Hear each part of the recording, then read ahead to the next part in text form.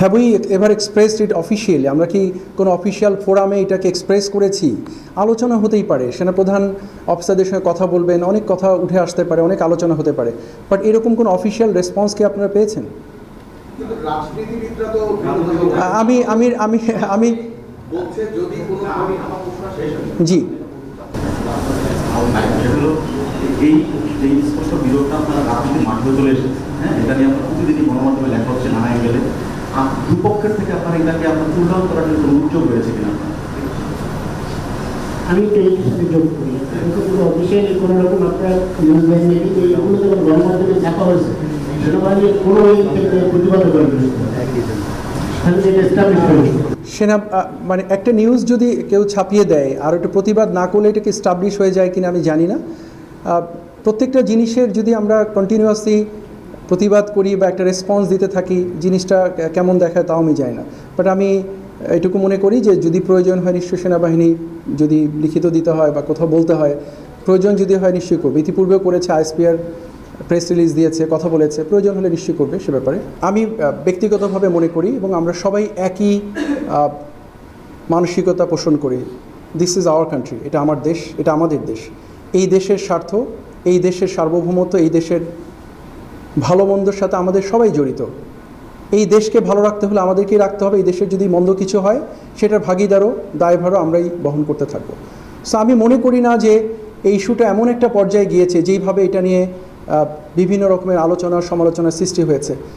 Government এবং Bangladesh army খুব সুন্দরভাবে ওতপ্রোতভাবে একে অপরের সম্পূরক হিসাবে কাজ করছে। আমরা প্রতিনিয়তই সরকারের সাথেই কাজ করছি, সরকার নির্দেশনা মেনেই কাজ করছি।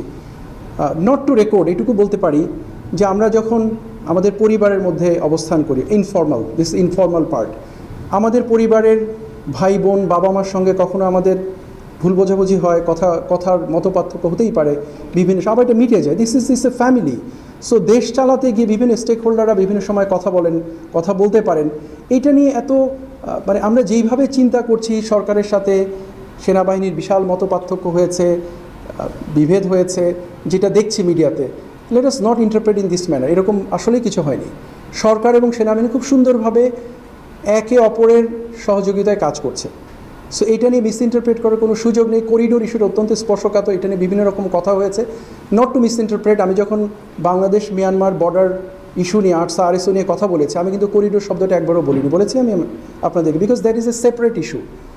Corridor is a separate issue. এটার সাথে বর্ডারের আরসা এবং আরএসও যে মুভমেন্ট, তাদের যে অস্ত্র নিয়ে এখানে চলাচল, এটার সাথে কোনো সম্পৃক্ততা নেই। সো আমি যদি সামারি করি, এটুকু বলবো যে let us think very simple, অনেক কমপ্লিকেটেড না চিন্তা করে আমরা যেন এটাকে এমনভাবে না দেখি যে সরকার সেনাবাহিনী ভিন্ন ভিন্ন চিন্তা করছে বা একে অপরের বিপরীতে দাঁড়িয়ে আছে। এটা কখনোই নয়। সংস্কার সেনাবাহিনী একই সাথে কাজ করছে এবং ভবিষ্যতেও আমরা আরও সুন্দরভাবে কাজ করে যাব বলে দৃঢ়ভাবে বিশ্বাস করি।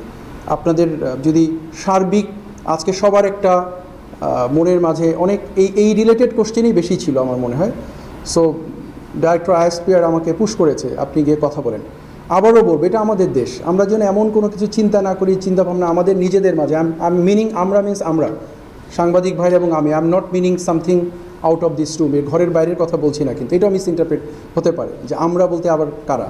আমি আপনাদেরকে নিয়ে বলছি যে আমাদের মাথায় যেন এরকম কিছু না আসে যে আমরা বিভেদের সৃষ্টি হয়েছে, দ্বন্দ্বের সৃষ্টি হয়েছে, গ্যাপ হয়েছে, is not nothing like that. তাহলে তো আর কোনো কিছু করার থাকে না। একটা একটা একটা একটা বাজে অবস্থার ভিতর দিয়ে যাচ্ছিলাম আমরা, সেখান থেকে উত্তরণের চেষ্টা করছে সরকার, আপ্রাণ চেষ্টা করে যাচ্ছে, সমস্ত সংস্থা চেষ্টা করে যাচ্ছে, সেনাবাহিনীও তাদের অবস্থান থেকে যতটুকু কন্ট্রিবিউট করার চেষ্টা করছে।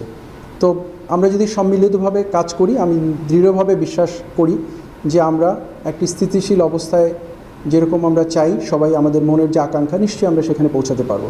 এটার জন্য সবার সহযোগিতা দরকার, ইন্টিগ্রেশন দরকার। এবং আপনারা যারা আছেন, গণমাধ্যম কর্মী যারা আছেন সামনে, আপনারা একটা বড় ভূমিকা রাখতে পারেন এবং রাখছেন।